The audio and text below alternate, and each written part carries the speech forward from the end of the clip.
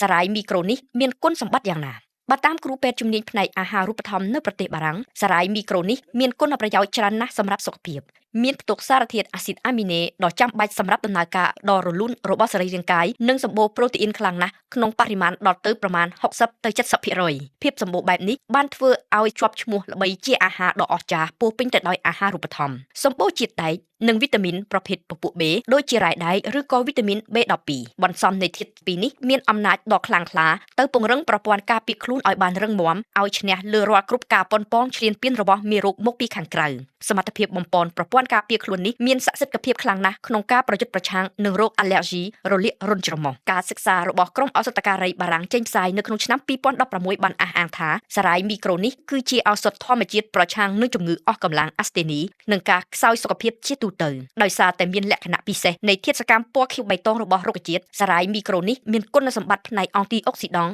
ដែលមានសកម្មភាពការពារបេះដូងចាត់ចែងកម្រិតខ្លាញ់ក្នុងឈាមកូលេស្តេរ៉ុលទប់ស្កាត់ភាពចាស់ទ្រុឌទ្រោមនៃកោសិកាហេតុដូច្នេះហើយបានជាកីឡាករនិងអ្នកតមសាច់ឬក៏មានរបបអាហារពិសេសជ្រើសរើសទទួលទានពពួកមីក្រូសារ៉ាយនេះ